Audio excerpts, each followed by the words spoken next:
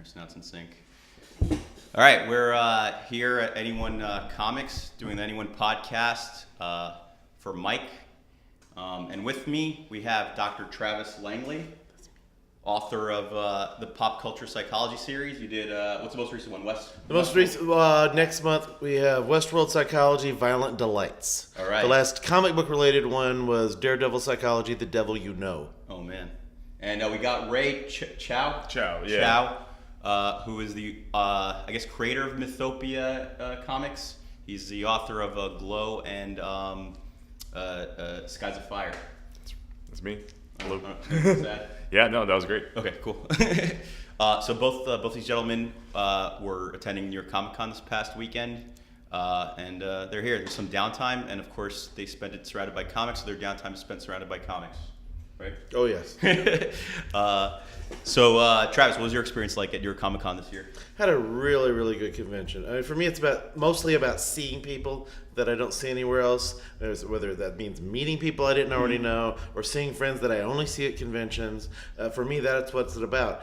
You asked earlier about panels. Is like, I don't know, unless my friends were on the panels. I didn't go. But it was. I did a book signing. My son did a book signing for his new book, Make a Nerdy Living. If you're watching this, I know you need that book. Make a Nerdy Living, man. And the response to the book was really well. They were having trouble hanging on to enough copies before Alex is signing them because people keep wanting to buy it. That's awesome. And he had his panel, also titled Make a Nerdy Living. So a panel to promote his own book. So that was pretty cool for him.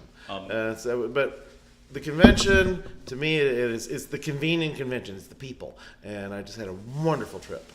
Can I ask a psychology question?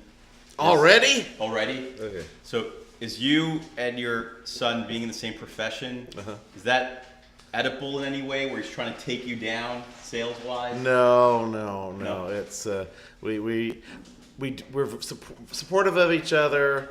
It is a little weird, like when our books come out close together at times. Like what do you we don't want to wear out our friends. Okay, we got another book out now, and no, it's. I mean, I really.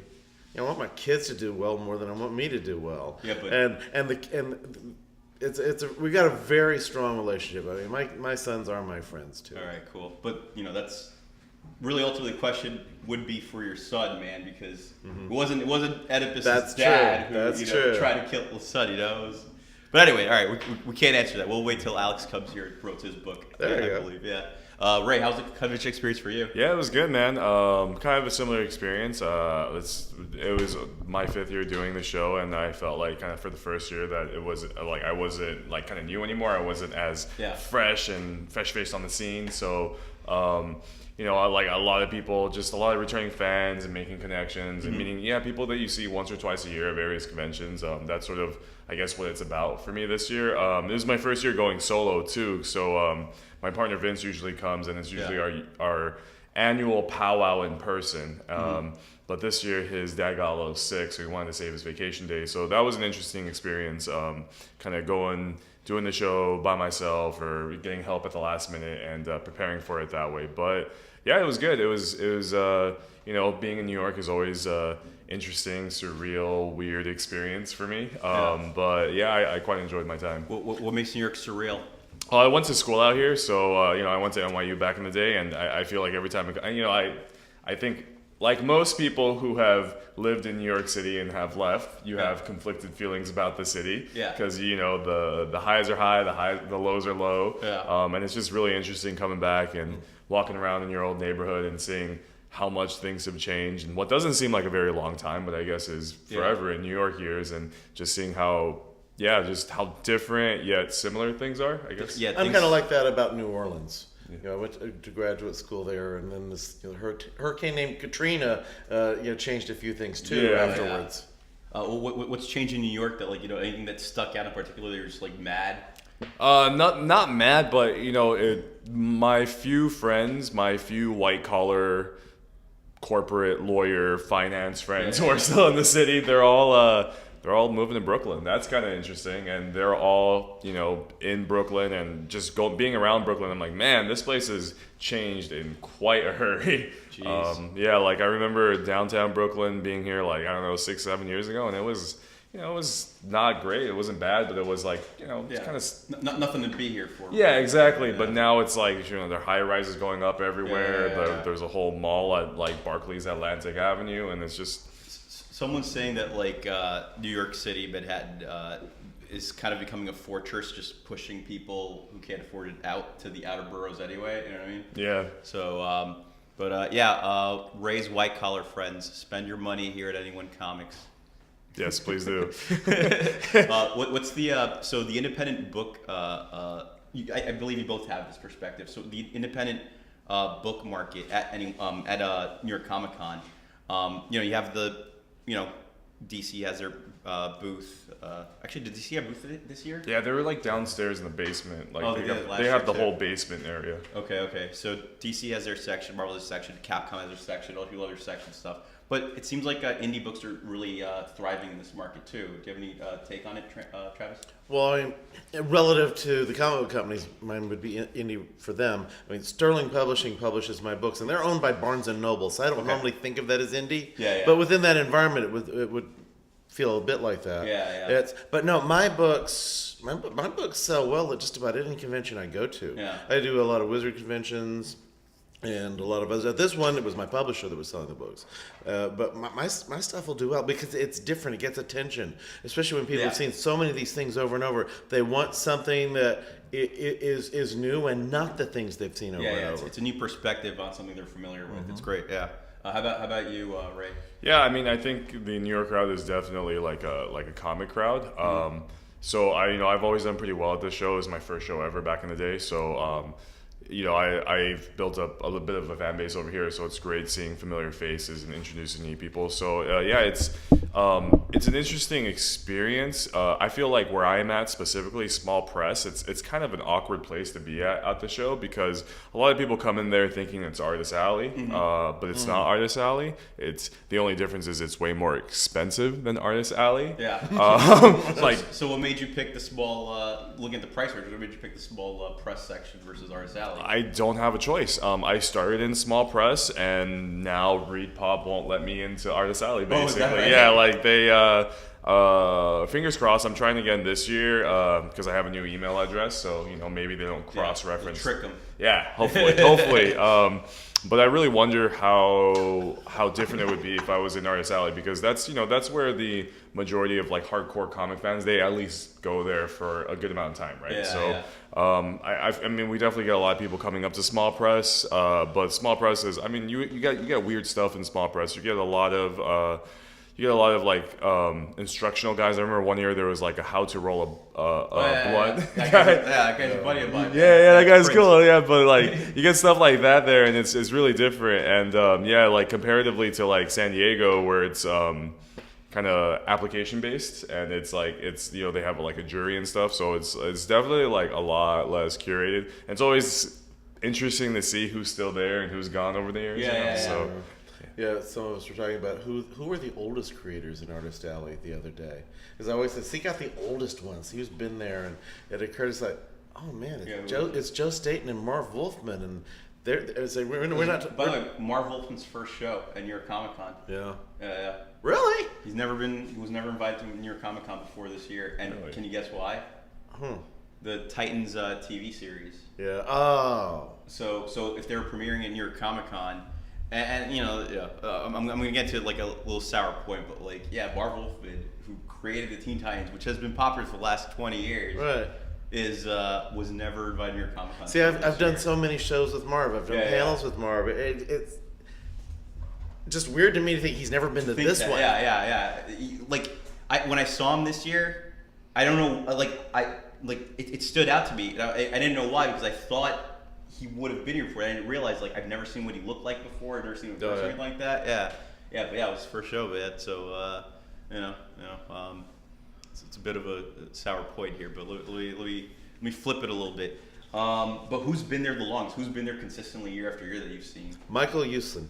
Oh yeah. Michael, But he's always an attendee, right? He's never. Oh, he does panels, right? Michael will do panels too. Okay. Michael is the producer of the Batman movies. Yeah. He's been going to these. He went all of them. Going back to Michael all of Keaton, them. All of them. Present day. Michael attended the first Comic-Con held in New York when he was a kid. Yeah.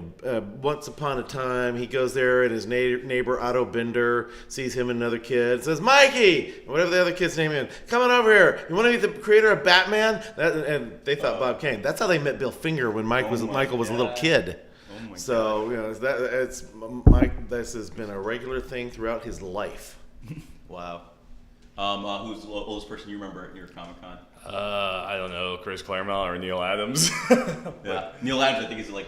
I gotta say, I think he's been in every single convention I've ever. Yeah, he's always lumbering around in his huge old booth. And, yeah.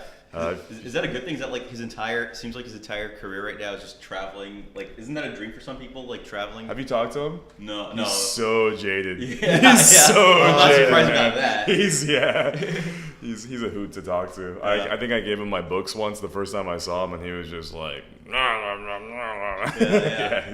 I saw him do that. Somebody had just given him some art. I'm not gonna say who it was. Yeah. And then after they'd walked away, it's like, and he's, what am I gonna do with this crap? Yeah. I've been offered to invite Neil Adams to the store for a sighting, and believe me, I want to bring in as many of the old school creators as possible. But just hearing how jaded he is, I'm like, I don't know if I'm emotionally ready to. Oh, but it could be a fun conversation if you approach it right. Just ask him about the expanding Earth, and he'll fill the time with that. Oh my God! Forget the comics. He'll wander into that for a long time. I'm gonna ask a psychology history question.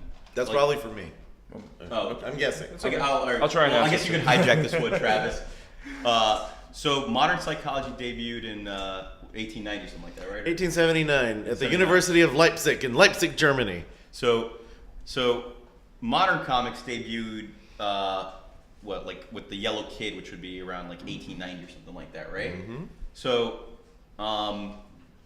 it's funny, but both things that you connect to kind of evolved over time. Are there any parallels that you've noticed with psychology, like modernizing more and comics modernizing more?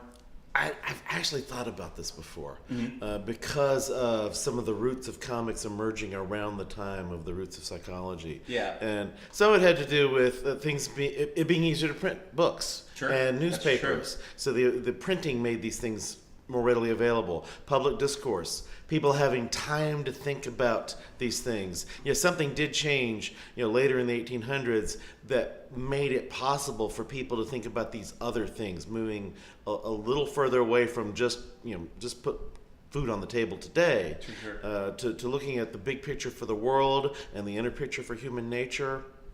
And no, I've seen certain parallels. I mean, the comic book industry, the superhero aspect of it comes out of a world that was heading into World War II. Sure. Yeah. And so much psychology, especially personality and social psych, come out of people trying to figure out what the hell was going on in the world at the time. How did one kind of people manage to convince so many more people to march another kind of people into camps, man? It's insane, right?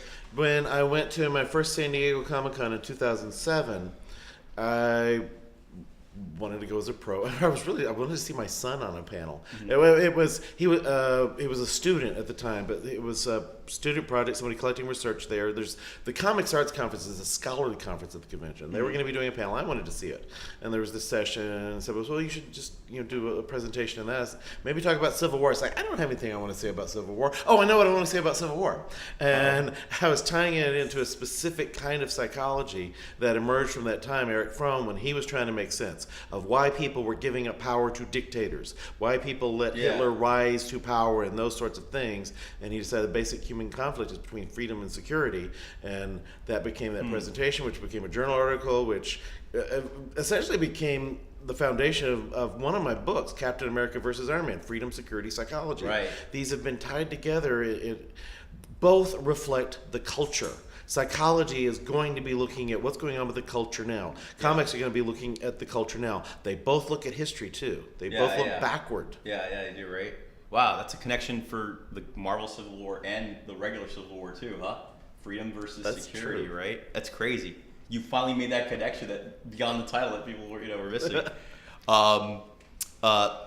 So your career of making these books that reflect, the comic book, they kind of have fun with the pop culture. They have fun with the archetypes and everything, right? Do you think you could have done around the World War II setting? You could have released a book like that, assuming like the industries were similar. No. Why not? The world wasn't there. The culture wasn't there. People who were writing about psychology were writing about more serious things. If you were analyzing comics, it was generally to analyze its educational value or how it was corrupting youth. They were looking at the effects of it, rather than analyzing the stories in and of themselves and using them for analogies for real human behavior. I don't even think the books that I've been doing would have done as well 20 years earlier. It's in the 21st century, this age of instant communication, this post 9/11 world, when we need to look at the best and worst of human nature, and that can be really, really hard to do. Sure. I do think I think part of my success is because we're living in the 21st century. Right. And I've also got social media where we can say things like, hey, come by Anyone Comics this afternoon. Oh, there you go. Or, hey, my next book. Or I can tease people about, hey, my 13th book. I just signed my 13th book contract. And that number is appropriate for the topic. And then people are speculating on what it is. And I'm still guessing it's Friday the 13th. It's not quite that on the nose. Just a disclaimer, I don't believe in psychology. I'm a phrenologist. I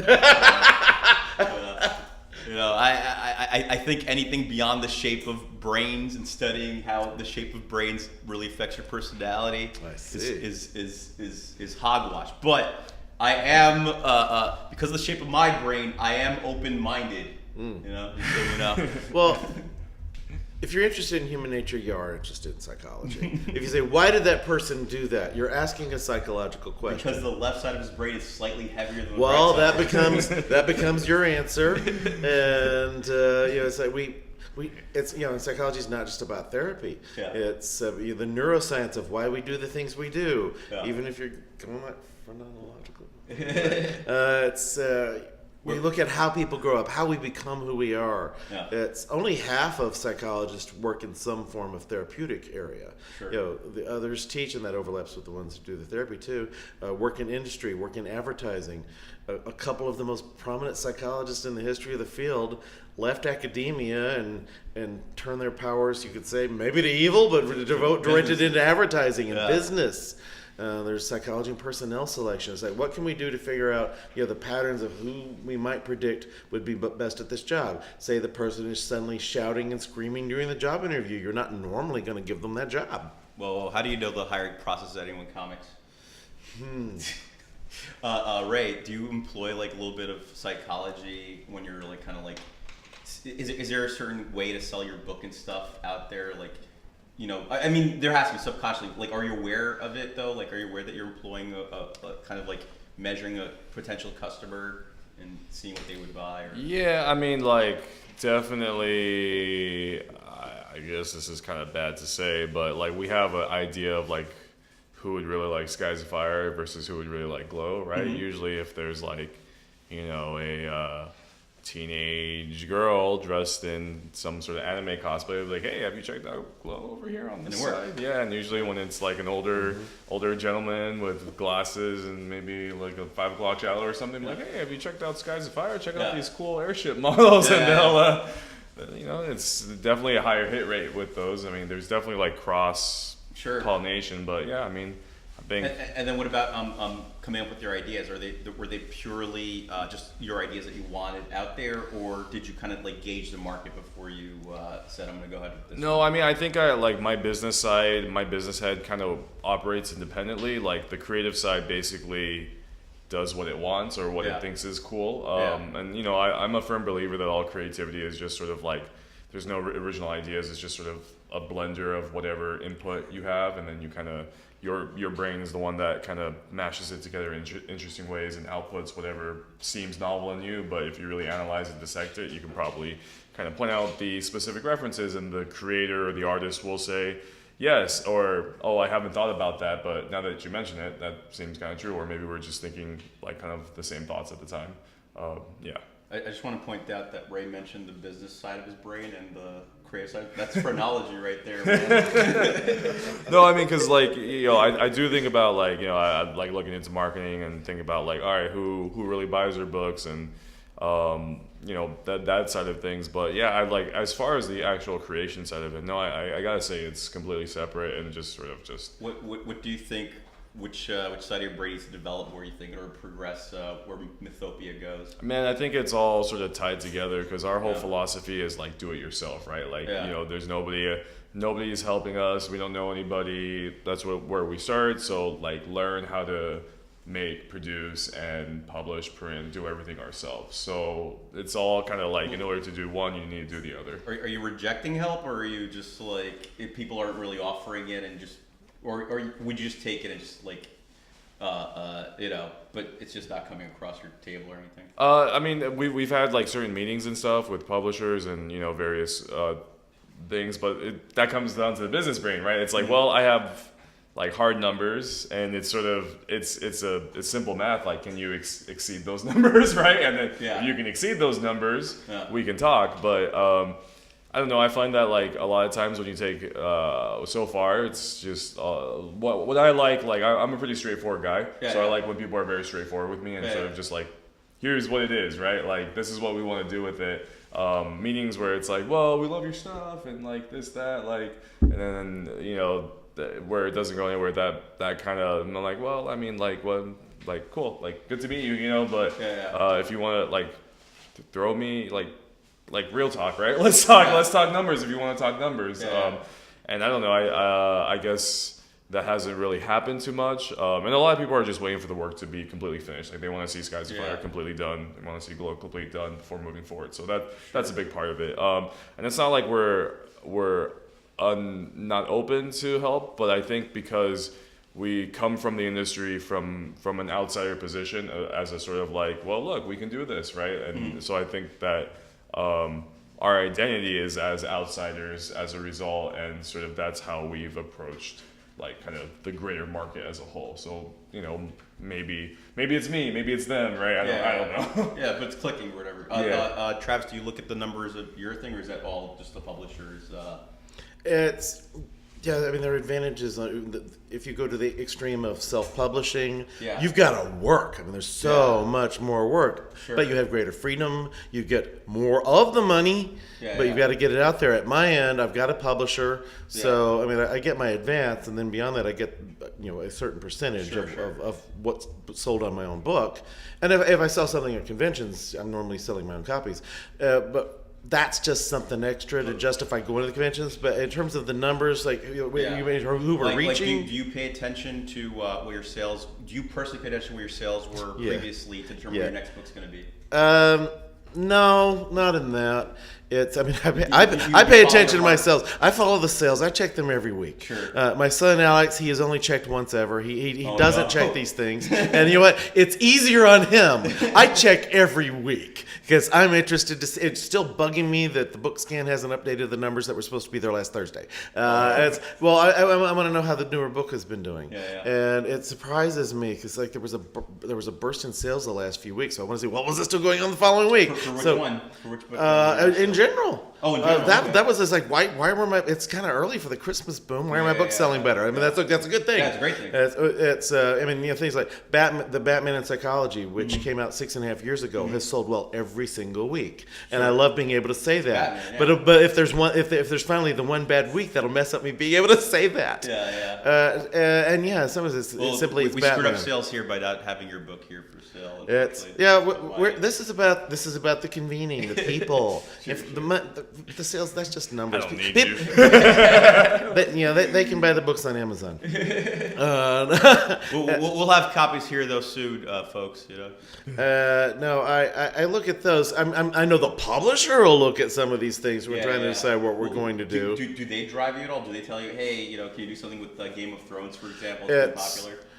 What's funny on Game of Thrones? Yeah. With my current Batman was with a different publisher. With my current publisher, we'd had the first two lined up, and then I was trying to decide, okay, those two aren't out yet. How do I go? I think Game of Thrones needs to be the best next book. How should I bring it up? And the editor at the publisher emailed me and said, so it's a little early, but would you think about Game of Thrones? So we were just in sync. Wow. We both thought of that. Yeah. So once in a while, they will have ones that have you consider, and we're all, whatever it is they bring up with us, we're already talking about it on our own anyway. It is. What's interesting to me, and except for the Batman book, they're anthologies. I write a lot, but I have other people's trauma experts, child psychologists, family experts, depending on what we're talking about. So what's interesting to me and them that we think we can bring real psychology to. It's I love Scooby-Doo, but I'm not going to do the psychology. What Scooby-Doo psychology? What would Scooby do? Yeah. We're not. That might be one of my best sellers, but I don't want to think about it that way. Stress eating. Yeah. Get yourself a Scooby snack. There's one particular thing that's popular now. A number of the writers want to do, and it's like I don't want to think about it that way. I don't want to do that analysis. And then what will the publisher let us do that they think will sell? There was the Daredevil book. It was going to be the Defenders. We were going to look at the Defenders. But poor sales. It was Iron Fist. Oh, okay. It wasn't sales of my own numbers. Yeah. It was the numbers on Iron Fist and the public reaction that then a potential chain says that could you focus on okay, we'll focus it mostly on Daredevil. It'll become Daredevil Psychology, the Devil You Know, with a foreword by Stan Lee. Whoa. That's the second time Stan's done a foreword for us. That's awesome. That is real. Yeah, my favorite thing is just this photo of me and Stan laughing together. Like, oh, come on, this is the last time Stan's working with us. Put it in the book! I know I rambled and veered, but... No, you're fine. You're great. That's the best part of this. That makes it a real conversation. Yeah, it makes it a real conversation. No, I was going to bring something back to Ray, actually, and I completely lost my train of thought. You guys have questions for each other? Because of my rambling. I had a question for him earlier, but then he kept going, and I was just listening. Oh, no. Well, I was intrigued by the things he was saying, and also just really admiring how great his voice is for podcasting. Yeah. Ray, so you have an outsider's perspective of the industry, right? Sure. Whereas Travis is kind of an outsider in the industry, but his perspective essentially entrenched him within the industry, essentially. Sure, yeah. So now, why do you feel like an outsider? What's alienating you from, for example, collecting like your mainstream books or whatever is hot in comic book stores these days or whatever? I don't know. I mean, I guess just my observation is, like when you go to, I feel like when you go to these conventions and stuff, everyone has like sort of their tribe, right? And like I said, maybe it's me, right? Maybe I'm just like, no, I agree. I think it's tribal. Yeah, but it's super tribal. Everybody has like their very, especially in New York Comic Con when there's not like a centralized location where for instance, Emerald City, everyone's at the Sheraton bar, right? Like that's where everyone goes to hang out afterwards. Okay, and that's the tribe. That's weird. Yeah. Yeah, so for me, I guess like the people that I've most connected to have been people who are kind of struggling or doing the same stuff as me. And that's your tribe. Yeah, exactly, like the kind of indie self-publishing tribe, right? And for better or worse, that's like who I love like talking to and who I've become friends with. As opposed, and like I don't think that my stuff necessarily lends itself to being like published by like an Oni or like like a Boom or IDW or something like that, right? So my interaction with them has been limited. And then when I do talk to certain like aspiring creators and stuff, my opinion is always like, well, they're always like, oh, I submitted this submission here and there, and I'm trying to get this made here, trying to talk to this editor, talk to this editor, and I'm always just like, well, why don't you just do it yourself? Like, how hard is it to just make the book? Like, that's what I do. And then they're like, well, no, that's not how you do it. And I'm like, well, okay, I guess. That figures that sometimes when I get invited to conventions, I'll think about what's my mental profit from going there, and Right. and that's part of it. Because some of them I look at their guest list and I just think, who am I going to hang out with? Yeah. So I think I'm getting better at it as I progress. So Do people leave your tribe? When Image, for example, picks them up, do you feel like a loss? Do you feel a disconnection to them without naming names or anything? no, not necessarily. I think like maybe I still haven't hit that point in my career, right, where it's like the critical inflection point where everybody I'm friends with is rising up simultaneously and it's kind of all networked together. But I mean, I've heard of it, but it hasn't happened yet. So can the tribes unite?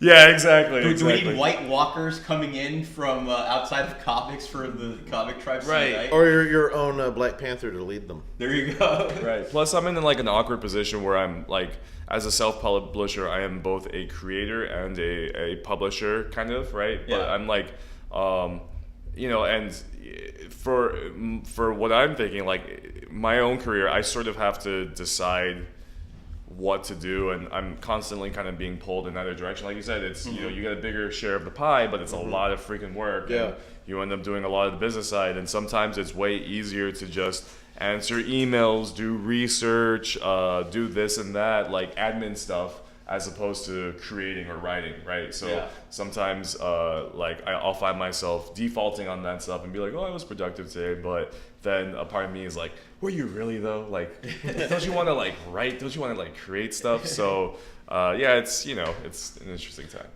Earlier when I mentioned, I get the smaller piece of my books, but I am so glad there's somebody else out there to publicize the books, to deal to put together the beautiful covers they do on some of these. I've been happy with every single cover, especially love the one where there's a big giant dragon above my name. And I love the fact that there are all these other people to do these other things and handle that stuff so I don't have to. Sometimes there will be artists, people who work on covers, are asking, so who does your covers? Yeah. Or how can I do it? It's like, I don't have anything to do Who with does that. your cover? Someone. Someone, very talented. It's like, and I don't have to worry about that. It's like I get that percentage, but they're the ones taking the risk. Right. They're the ones spending the money, printing it, the giving. publishers, Yes, they're spending the money printing it, publicizing it, and Sterling's wonderful about providing pretty much any promotional material I want. Somebody will say, "Oh, where'd you get that vinyl banner made?" I told my publisher I wanted it. So it is the extremes of it. It's the trade-off, and each can be a wonderful way to do things. There are if you can make your independent work successful, and a different standard for success too. You don't necessarily have to have the same number of copies to make the same amount of money. Exactly. And I really genuinely admire the people who can make that work. And some of the people who have publishers who are, I feel for some of them who then they don't have any freedom with the publishers they're with. With me, I've got a large degree of freedom. There's one thing in the industry that part of it that I'm dealing with is lawyers that will just annoy the hell out of me, but otherwise I love the whole process. I feel like again, like there's no one. I'm assuming, I'm guessing here, but there's no one among your publishers in the I guess the superior offices or whatever that are psychologists that could like pick and choose what you want to cover. Whereas like creatively, a lot of people can if you're getting published by a publisher like O&E or Dark Horse, whatever their credentials are, creatively the editors can certainly step in and just say, you should do this. This is entertainment. The publisher, they'll have some thoughts on the popular culture side, like when we went with Daredevil instead of the Defenders. Sure. But in terms of what we say in the psychology, we've got complete freedom on that. Awesome. Do you see a kind of do you see your books inspiring other people? Any other books coming out that are going to be psychology, or maybe some kind of outside of the storytelling aspect of it? There are people in each area. There are some people putting together some popular culture psychology books. How does that make you feel? It's like well, they've told me they've been inspired by what I did. Oh, it's so gratifying. It's so wonderful. Yeah. And it's also I created some competition. But it means a lot. There's like two specific books. which one on the psychology of Wolverine. Yeah. Here I am plugging that competition I was talking about, and one on the psychology of Zelda, and the author of the Wolverine book and the editor of the Zelda book. They each told me they were inspired by the things that I've been doing. Last week, can I say those sound like very ambitious books? Because Zelda doesn't say anything, or Link doesn't say anything, and Wolverine doesn't know his own mind, much less his open psychoanalysis. No, but they inspire people in different ways too. I mean, last week, Thursday, instead of New York Comic Con, I was at a heroism science conference. Okay. And there was this one guy from Ireland named Kevin O'Malley, a very Irish name. That's very Irish. Who he had mentioned that he read my Batman book in 2012, so when it came out. But later on he was saying, no, Travis, I really want you to understand what it's been like today. Because it's like your book inspired me to do what I'm doing. I was a student at the time, and that book made me think I can do the psychology and bring in the popular culture. And then here I am giving a talk, and you were going to be not only were you going to be giving another talk at the same conference, Travis, but you're sitting right in front of me on the front row. And then I'll have people, they respond to the content of the book. This woman who sent me a message saying that one thing I said in Star Wars psychology was exactly what she needed to hear when her father was dying. Wow. So they reach people in a lot of different ways. I've had high school and college students thank me for doing this kind of thing because it let them convince teachers and professors do projects on something related to popular culture. So they affect people in lots of different ways. And these are wonderful experiences. It sounds like both of you have had like positive experiences growing in your respective fields and everything. Is there anything you would take back and redo? We'll start with you, Travis. Or no, let's start with Ray.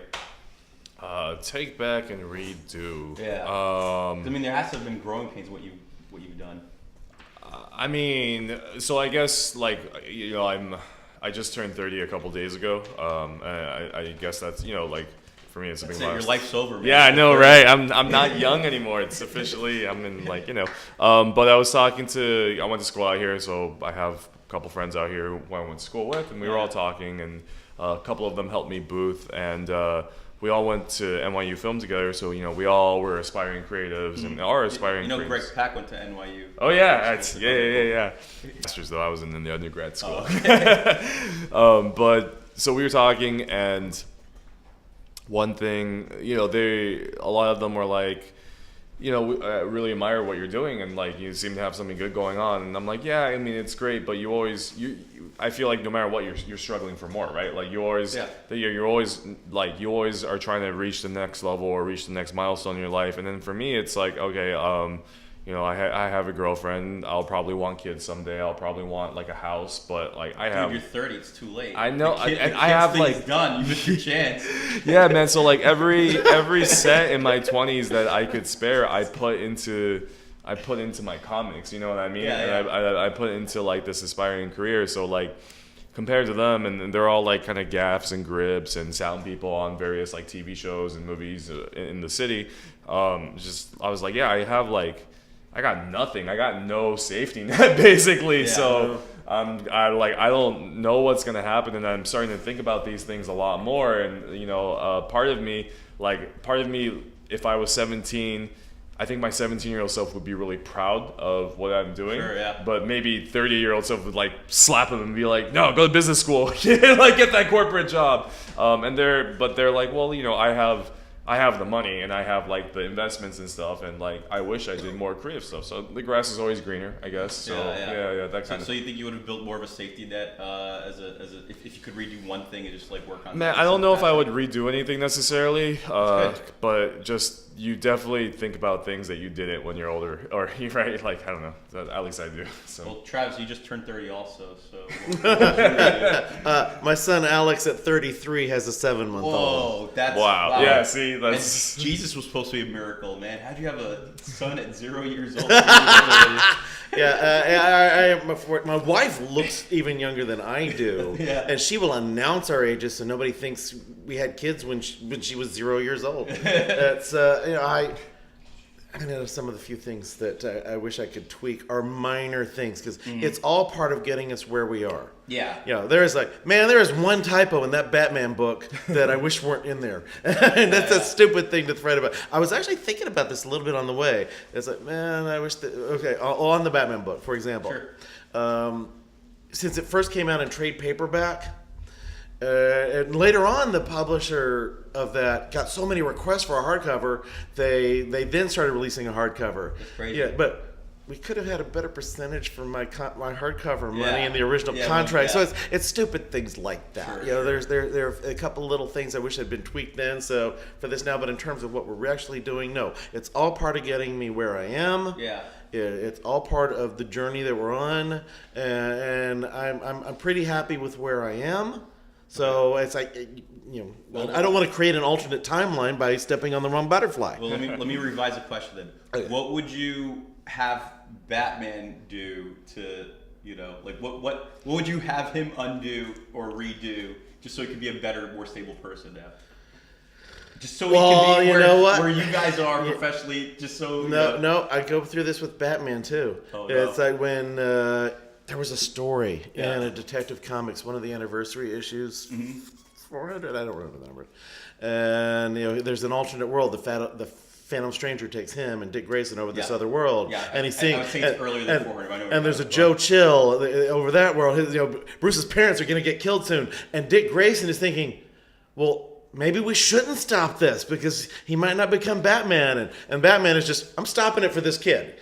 But Dick's going through thinking about these things. That kid winds up being inspired by that example and becoming a Batman. Yeah, it's an amazing story. But Batman would not change his own history. He's had some chances and he's had some temptations. And it's all part of getting him where he is for the mission that he's doing. He feels like achieving happiness, achieving Zen would be too selfish. In Danny O'Neill's version of his background, The Man Who Falls, you know, Bruce is going through his training. He's with this, you know, master on a mountain who's training him to say, now, okay, you've learned all this, but to achieve true enlightenment, you must stay this many years. And that seeking, you know, self-actualization just seems selfish to him. It's like, I got a mission to do. People who show what we call post-traumatic growth, they hang on to their pain more than post-traumatic growth. Somebody who's gone through trauma, they may have had full PTSD at some point, and they probably still have at least the symptom of reliving it more than other people. They don't let go of their pain at all. They hang on to it, but they use it to motivate themselves to grow, to find purpose in life, and they tend to feel that giving up their pain would be selfish. You know, John Walsh, whose son Adam, was brutally murdered. I mean, wages his war against crime as the host of America's Most Wanted.